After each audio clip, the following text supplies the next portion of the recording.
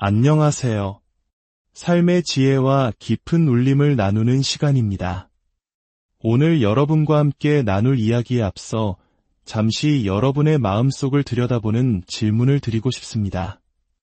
우리의 삶 속에서 기쁨과 슬픔은 과연 함께 존재할 수 있을까요? 끊임없는 걱정과 예상치 못한 고난이 파도처럼 밀려오는 세상 속에서 성경이 말하는 항상 기뻐하라는 명령은 혹시 비현실적인 이상처럼 들리지는 않으신가요? 오늘 이 이야기가 여러분의 마음에 깊은 평안과 흔들리지 않는 희망의 씨앗을 심어주기를 기도합니다. 만약 이 메시지가 여러분에게 위로가 된다면 주변의 소중한 이들에게도 이 희망의 소식을 전해주십시오. 여러분의 구독과 공유는 더 많은 영혼에게 하나님의 은혜를 전하는 귀한 통로가 될 것입니다. 여러분의 삶에 하나님의 축복이 가득하기를 소망합니다. 자, 이제 시작하겠습니다. 성경에는 우리에게 항상 기뻐하라고 명하는 구절들이 여러 번 등장합니다. 예를 들어 빌립보서 4장 4절은 주 안에서 항상 기뻐하라 내가 다시 말하노니 기뻐하라고 말하며 데살로니가전서 5장 16절 역시 항상 기뻐하라고 간결하지만 강력하게 선포합니다. 여기서 우리는 중요한 사실을 발견합니다. 하나님께서 우리에게 원하시는 기쁨은 좋은 일이 있을 때만 찾아오는 일시적인 감정이 아니라 우리의 삶 전체를 관통하는 지속적인 상태라는 것입니다. 예수님께서는 심지어 우리가 미움받고 박해받고 비방받을 때에도 기뻐하라고 말씀하셨습니다. 슬픔과 고통이 기쁨을 멈추게 할 이유가 되지 않는다는 것입니다. 이 말씀을 들으면 우리는 즉시 반문하게 됩니다. 그것이 어떻게 가능합니까? 이 세상에는 너무나 큰 고통이 존재합니다. 질병으로 고통받는 가족, 무너진 관계, 경제적인 어려움 속에서 어떻게 항상 기뻐할 수 있단 말입니까? 그것은 현실을 외면하는 뜬구름 잡는 소리가 아닙니까? 만약 우리가 이렇게 반응한다면 성경은 우리에게 매우 놀라운 대답을 들려줍니다. 사도 바울은 고린도후서 6장 10절에서 자신의 삶을 이렇게 묘사합니다. 근심하는 자 같으나 항상 기뻐하고 바울은 슬픔과 기쁨을 분리하지 않았습니다. 그는 슬플 때도 있지만 그 슬픔이 지나가면 다시 기뻐했다고 말하지 않았습니다. 그는 깊은 슬픔의 한가운데서 바로 그 순간에 항상 기쁨이 공존하는 신비로운 경험을 이야기하고 있습니다. 물론 우리 감정의 표면적인 차원에서는 슬픔과 기쁨이 순차적으로 나타나기도 합니다. 시편 30편 5절은 저녁에는 울음이 깃들일지라도 아침에는 기쁨이 오리로다 라고 노래합니다. 밤의 슬픔이 지나고 아침에 기쁨이 오는 경험은 분명 존재합니다.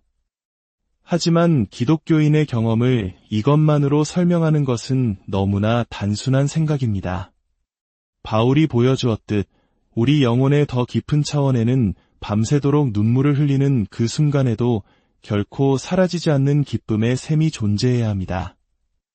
만약 이 말이 의미 없는 말장난처럼 들리신다면 잠시 판단을 멈추고 예수님과 그분의 말씀을 통해 몇 번의 슬픔을 더 겪으며 그분과 동행해 보시길 권합니다. 성경이 감정적으로 모순되어 보일 때 그것은 성경의 문제가 아니라 아직 우리가 충분히 성장하지 못했고 충분히 깊어지지 못했다는 신호일 수 있습니다. 우리는 성경을 판단하는 자가 아니라 성경에 의해 판단받고 빚어져가는 존재들입니다. 오늘 제 메시지의 목표 중 하나는 바로 이 슬픔 속에서도 항상 기뻐하는 영적 성숙함으로 여러분을 초대하는 것입니다. 물론 이러한 성숙은 삶의 혹독한 시련을 통해 얻어지는 것이지만 그 시련의 한가운데서 하나님의 말씀이 우리와 함께하지 않는다면 우리는 결코 살아남을 수 없을 것입니다. 자, 그렇다면 이 역설적인 기쁨의 비밀은 무엇일까요? 로마서 5장 2절 말씀에서 그 해답을 찾아보겠습니다. 또한 그로 말미암아 우리가 믿음으로 서 있는 이 은혜에 들어감을 얻었으며 하나님의 영광을 바라고 즐거워하느니라. 슬픔 속에서도 항상 기뻐할 수 있는 능력의 핵심, 그 비밀은 바로 소망에 있습니다. 만약 우리에게 소망이 없다면 우리는 결코 이룰 수 없는 일입니다. 만약 우리의 기쁨이 오직 슬픔이 없는 상태에만 의존한다면 우리는 곧 무너지고 말 것입니다. 하지만 우리에게 하나님의 영광에 대한 소망이 있다면 이야기는 완전히 달라집니다. 위대한 선언이 어떤 배경 속에서 나왔는지 잠시 살펴보겠습니다. 로마서 5장 1절은 그러므로 우리가 믿음으로 의롭다 하심을 받았으니 우리 주 예수 그리스도로 말미암아 하나님과 화평을 누리자라고 말합니다. 의롭다 하심, 즉 칭의는 우리가 율법의 행위가 아닌 오직 믿음으로 하나님 앞에서 죄 없는 자로 인정받았다는 복음의 핵심입니다. 예수 그리스도의 죄 없으신 순종과 고난의 희생을 통해 우리의 모든 죄는 용서받았고 우리는 하나님 앞에서 완전한 자로 서게 되었습니다. 성령께서 죽었던 우리 영을 살리시고 믿음의 선물을 주셔서 우리를 그리스도와 연합시키실 때 그리스도의 의는 우리의 의가 되고 그리스도의 고난은 우리의 형벌을 대신하게 됩니다. 그러므로 이제 우리에게는 결코 정죄함이 없습니다. 이 진리 하나만으로도 평생을 묵상할 가치가 있습니다. 이 칭의의 결과로 우리는 2가지 놀라운 선물을 받습니다. 첫째는 하나님과의 화평입니다. 하나님의 진노는 사라지고 하나님을 향한 우리의 반역도 멈추었습니다. 둘째는 우리가 서 있는 은혜에 들어감을 얻은 것입니다. 진노가 사라진 빈자리는 끝없는 은혜의 바다로 채워졌습니다. 이제 우리가 하나님으로부터 받는 모든 것은 자격 없는 우리에게 주시는 영원하고 전능하신 하나님의 선애, 즉 은혜입니다. 그런데 여기서 바울은 우리는 하나님이 주신 평화와 은혜를 즐거워합니다. 라고 말하지 않았을까요? 그는 우리의 시선을 현재의 평화와 은혜를 넘어 미래의 한 지점으로 향하게 합니다. 바로 하나님의 영광을 바라고 즐거워하느니라는 것입니다. 왜일까요? 2가지 이유가 있습니다. 첫째, 지금 우리가 누리는 이 평화와 은혜는 이 땅에서 여전히 수많은 고난과 함께하기 때문입니다. 그래서 고난 속에서 이 평화와 은혜를 진정으로 누릴 수 있는 유일한 길은 미래의 소망을 통해서입니다. 둘째, 우리가 구원받은 궁극적인 목적은 단지 마음의 평화를 얻거나 은혜를 누리는 것이 아니기 때문입니다. 구원의 최종 목표는 바로 하나님의 영광 그 자체입니다. 우리는 지금 이 땅에서 평화와 은혜를 맛보면서 장차 완성될 그 영광을 간절히 기다리고 소망하며 신음하는 존재들입니다. 이제 오늘 말씀의 핵심 구절로 돌아와 봅시다. 하나님의 영광을 바라고 즐거워하느니라. 여기서 즐거워하다로 번역된 헬라어 원어 카우카우마이는 사실 자랑하다, 뽐내다라는 의미에 더 가깝습니다.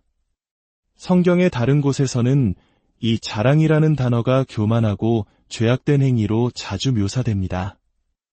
그런데 어떻게 이 부정적인 단어가 여기서는 이토록 긍정적인 의미로 사용될 수 있었을까요? 그것은 자랑의 대상과 근거가 완전히 바뀌었기 때문입니다. 세상적인 자랑은 자신의 업적, 능력, 소유를 뽐내는 자기중심적인 행위입니다. 고린도전서 1장 29절은 아무 육체도 하나님 앞에서 자랑하지 못하게 하려 하심이라고 못 박습니다. 하지만 기독교인의 자랑은 다릅니다. 그것은 자신의 자격이나 노력을 완전히 배제하고 오직 하나님께서 은혜로 주신 것을 기뻐하며 드러내는 행위입니다. 마치 어린아이가 자신의 능력이 아니라 위대한 아버지를 자랑스러워하는 것과 같습니다. 그 자랑의 중심에는 나가 아니라 하나님이 계십니다. 고린도전서 1장 31절은 이렇게 말합니다. 자랑하는 자는 주 안에서 자랑하라. 그렇다면 우리가 소망 가운데 자랑하고 즐거워하는 하나님의 영광이란 구체적으로 무엇일까요?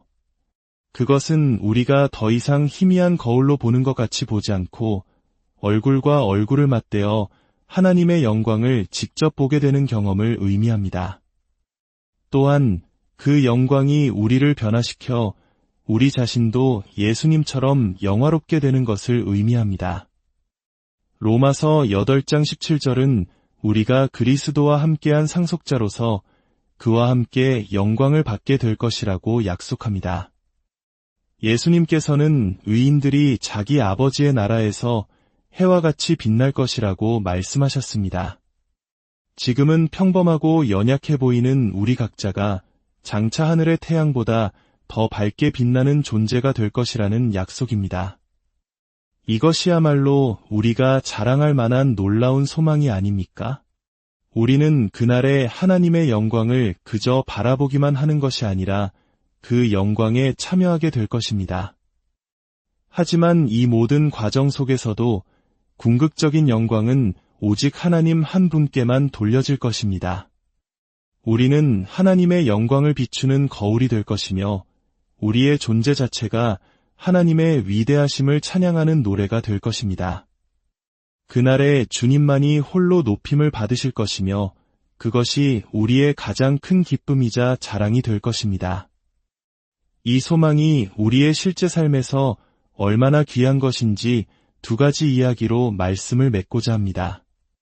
얼마 전 오랫동안 교회를 섬겨온 한 성도님이 말기암으로 병원에 입원했다는 소식을 들었습니다.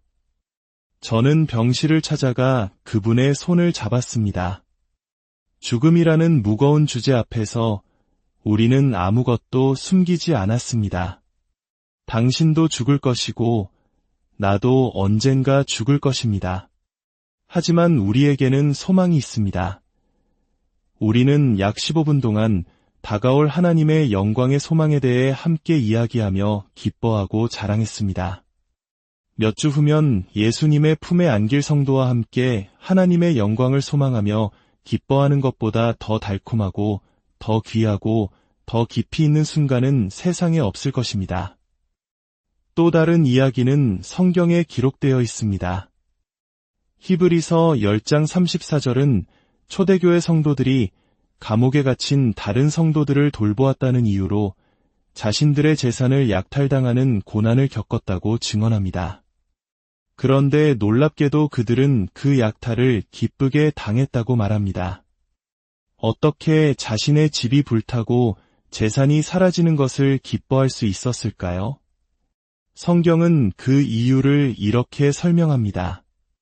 이는 너희에게 더 낫고 영구한 소유가 있는 줄 알미라. 그들은 눈에 보이는 이 세상의 것들보다 하늘에 있는 더 좋고 영원한 것, 즉 하나님의 영광의 가치를 알았던 것입니다. 이 소망이 있었기에 그들은 모든 것을 잃는 고통 속에서도 기쁨을 잃지 않을 수 있었습니다.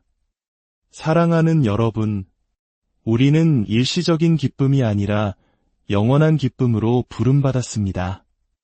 슬픔 속에서도 항상 기뻐하는 삶으로 초대받았습니다. 그리고 그 삶의 열쇠는 바로 하나님의 영광을 바라는 소망에 있습니다. 이 소망은 우리가 겪는 모든 고난보다 비교할 수 없이 크고 영원합니다. 이 소망은 우리가 시험에서 좋은 성적을 받는 것, 좋은 배우자를 만나는 것, 건강하게 사는 것보다 훨씬 더 가치 있습니다. 이 소망은 이 땅의 모든 것을 잃더라도 우리를 사랑으로 이끌어주는 힘이 됩니다. 함께 기도하겠습니다. 사랑의 하나님 아버지, 먼저 복음을 통해 그리스도 안에 있는 하나님의 영광을 맛보아 알게 하시니 감사합니다. 이 땅에서 미리 맛보는 이 영광의 경험과 장차 완성될 소망 안에 우리를 굳게 세워 주시옵소서. 그리하여 이 땅에서 겪는 모든 정서적, 육체적 고난과 압박이 우리의 소망을 파괴하는 것이 아니라 오히려 그 소망을 통해 이겨낼 힘을 얻게 하옵소서. 주님, 이 말씀을 듣는 모든 이들에게 주님의 인도하심을 허락하여 주셔서 그들의 영혼이 어디를 향해야 주님의 영광의 흔적을 따라갈 수 있는지 분별하게 하옵소서. 우리 주 예수 그리스도의 이름으로 기도합니다.